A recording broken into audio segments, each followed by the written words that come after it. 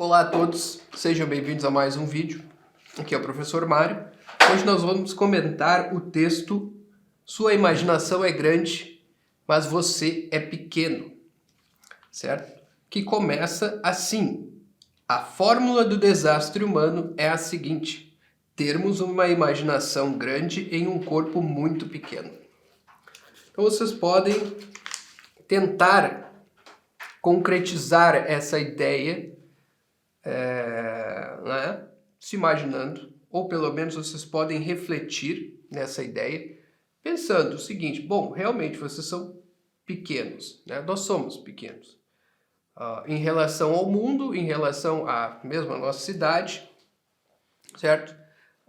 Nossa capacidade de ação efetiva não é das maiores em relação ao cosmos inteiro, em relação ao nosso país, em relação ao estado, à cidade. E assim vai. Nem no nosso bairro nós não podemos fazer tantas coisas assim, né? Quanto nós podemos imaginar, por exemplo, né? Então, aí que está aquilo que eu chamo, no começo da história, aqui, de a fórmula do desastre. Por quê? Porque sim, nós podemos imaginar. Vocês já perceberam isso?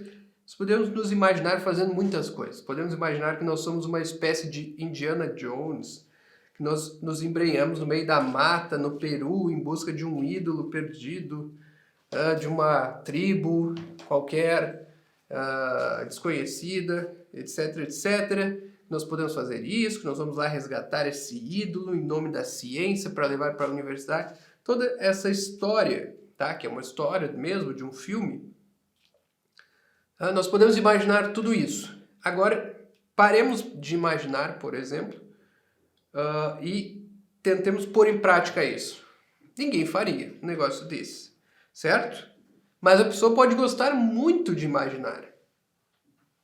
E se ela gostar demais, ela se torna aquilo que até durante a Idade Média se chamava de os fantásticos, certo? Aquelas pessoas que tinham uma fantasia, que é também outro nome para a faculdade da imaginação, descontrolada, tá? E aí vocês veem, bom, nós podemos imaginar muitas coisas, que eu sou o cara do Duro de Matar, que eu sou o cara de qualquer filme de ação que vocês gostam, que eu faço, que eu aconteço, que eu salvo um prédio inteiro que foi tomado por um grupo ali de terroristas, não sei o que. Nós podemos imaginar tudo isso. Na prática, nós não vamos fazer nada nem próximo disso. Tá? Mesmo que nós tenhamos a profissão de policial, por exemplo. Nós não vamos fazer aquilo que aparece nos filmes, tá? Mas não é verdade que há pessoas que sonham demais, né? E sonham e pouco realizam, porque a discrepância, a distância entre o sonho que elas vivem sonhando e as suas realidades imediatas é tão grande que elas acabam simplesmente paradas, inertes. Bom, pensem nisso. Essa é a ideia inicial. Vamos continuar. Essa é a fórmula do desastre, bem como a fórmula de nosso sucesso, de nossa grandeza. Então aqui eu faço uma ressalva. Não é só a fórmula do desastre, não é só uma coisa ruim isso. Porque também é, ao mesmo tempo, fórmula do sucesso do homem. Porque assim é, neste baixo mundo, o mesmo princípio que nos torna impressionantes pode pôr toda uma vida a perder. Então, realmente, qual o princípio? O que é esse princípio que eu estou falando? Estou falando da imaginação ainda, tá, pessoal? Imaginação como um princípio de uma potência, nesse sentido. Uma potência que nós temos, nós somos capazes de imaginar. Uma pedra não é. Uma árvore não é, tá? E os animais podem ser, até parece que são, mas numa escala muito mais contida que a nossa, tá? Então, nós temos essa potência, esse princípio de ação chamado imaginação. Ao mesmo tempo que ele nos dá uma ferramenta muito potente para a ação, ele pode nos pôr a perder na vida, tá? Então, ao mesmo tempo, é isso, né? É que nem a retórica, né? A retórica pode nos ajudar a discursar a favor do bem, da verdade, da justiça, de qualquer coisa desse tipo, pode nos ajudar a discursar a favor da corrupção, do mal também. É mais ou menos por aí, né? Mas a maioria das coisas boas e úteis na vida tem esse duplo viés. Mas voltemos à fórmula. O que ela quer dizer é que nós podemos elaborar os mais amplos e ambiciosos planos e termos muitos e diversos desejos, mas nossa capacidade de execução sempre será muito contida e limitada. Então, a capacidade de gerar planos, ou pelo menos imagens, né, um mundo ideal, uma utopia social, nós temos essa capacidade em larga escala até ilimitada. Nossa imaginação é ilimitada. Nós podemos gerar novas e novas imagens indefinidamente, se vocês perceberem. Tá? Isso é uma coisa boa também, tá? Desde que nós tenhamos os pés no chão. Né? A cabeça no ar, pés no chão. Essa é a fórmula do homem, tá? Mas se não tem os pés no chão, bom. Aí a cabeça vai achar que pode voar, né? Que pode ir para muito além do que pode mesmo. Isso é bom e ruim? Bom se munidos de paciência e diligência, fazemos planos que podemos executar e temos paciência de palmilhar cada passo do caminho sem esmorecer.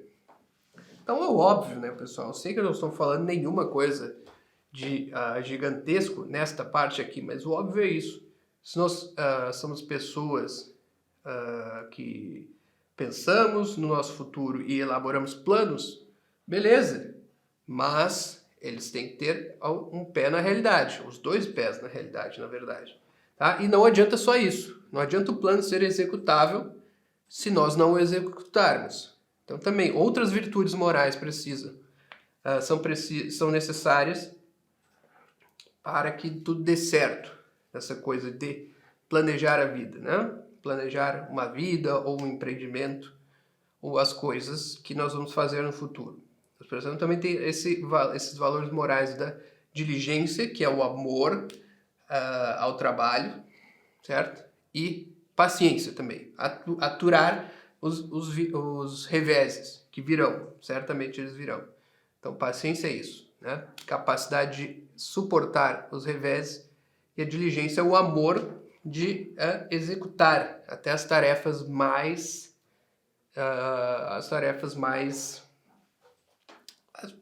pequenas, as mais chatas, as mais irritantes do dia a dia. Bom, ruim se vivendo um pouco demais no sonho e um pouco de menos na realidade, nos desesperamos ao ver a distância que medeia entre uma coisa e outra, entre a realidade e o sonho, né? E ao invés de agirmos, nos metemos cada vez mais no sonho até nos tornarmos deprimidos, vivendo entre névoas e sombras, né? Então tem essas pessoas, sim, né? São pessoas que, até que elas não fazem nada, é claro que existe um exagero em dizer isso sempre, mas elas têm uma vidinha pacata, pequena, certo? E tudo bem, eu não tenho nada contra uma pessoa ter uma vida assim, se quiser ter, mas o problema é que muitas pessoas têm essa vidinha, mas vivem sonhando com outras coisas, muito além. E aí esse sonho, né, essa distância entre o sonho, de novo, e a realidade que vive, torna elas amargas, torna-as infelizes, né?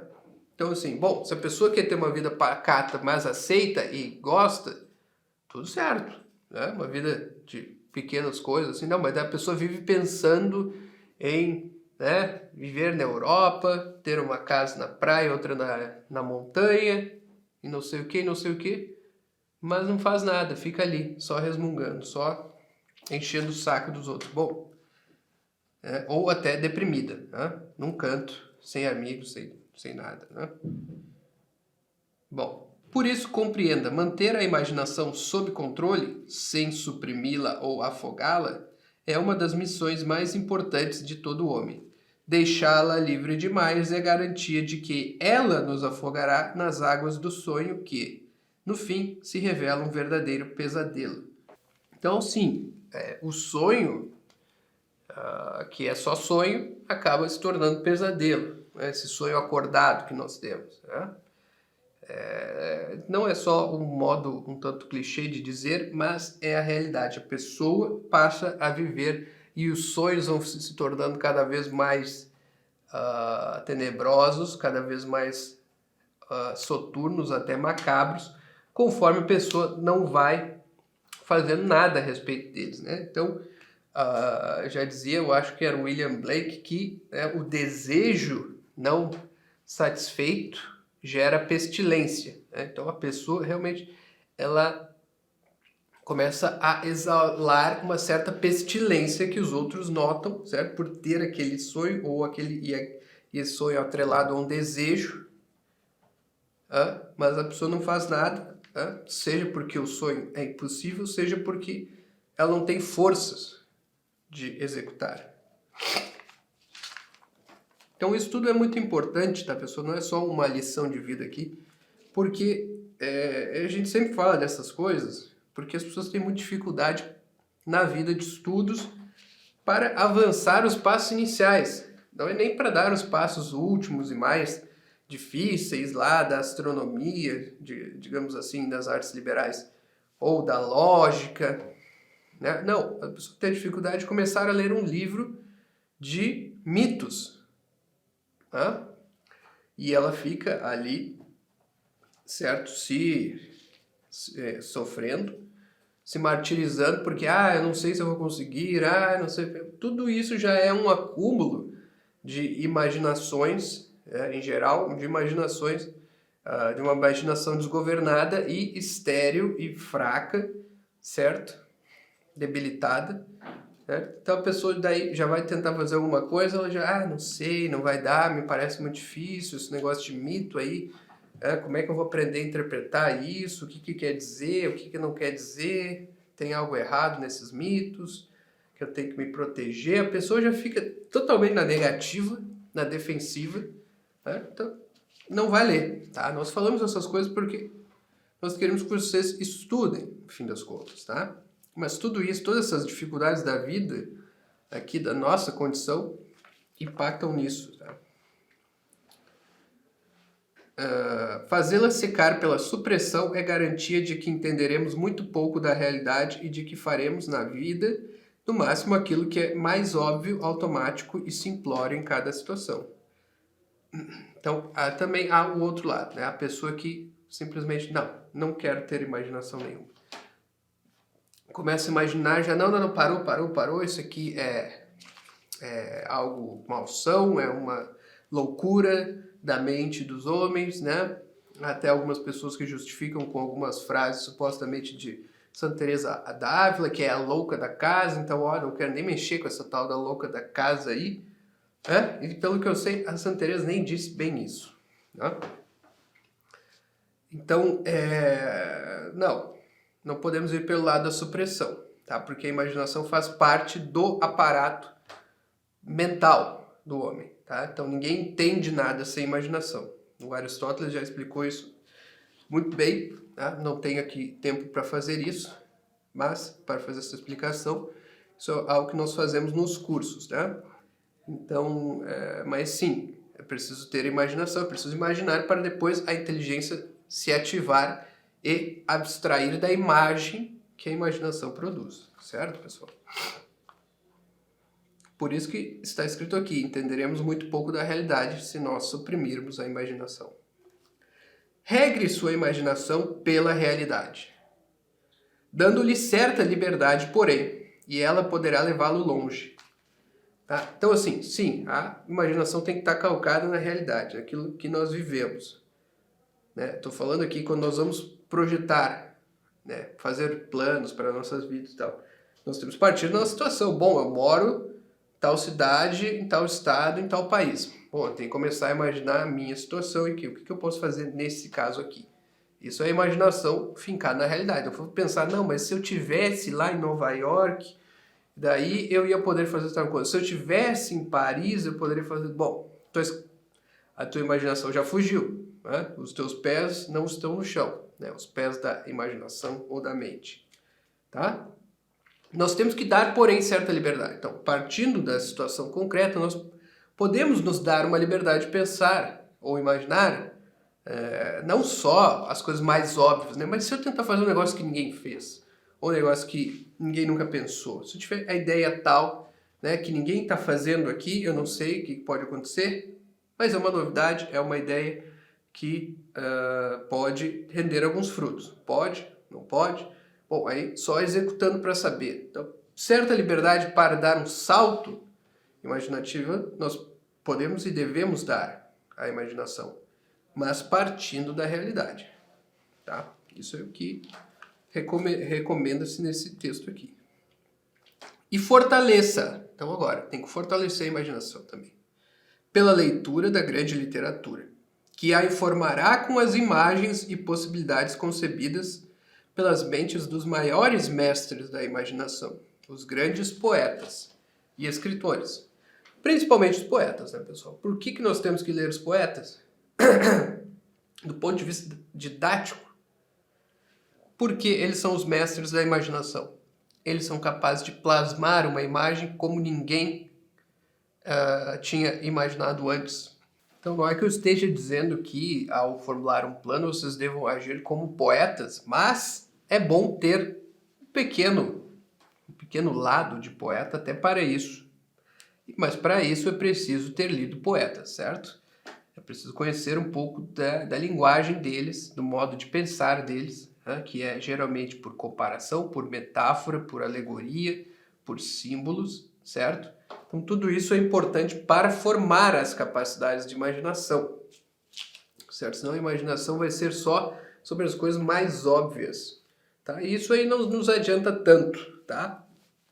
Não adianta ser só o pão, pão, queijo, queijo, pezinho no chão o tempo todo, tá? Né? De poeta e louco todo mundo tem um pouco e não tem problema isso, certo? Desde que, óbvio, né? Eu sempre preciso dizer o óbvio, desde que não se perca nas divagações, tá? Então, isso. Regre a sua imaginação, certo? Pela realidade, então tem o pé na realidade, né? E a mente aí sim projetado para o futuro, para as coisas que ainda não aconteceram, que podem vir a ser, para as possibilidades, né?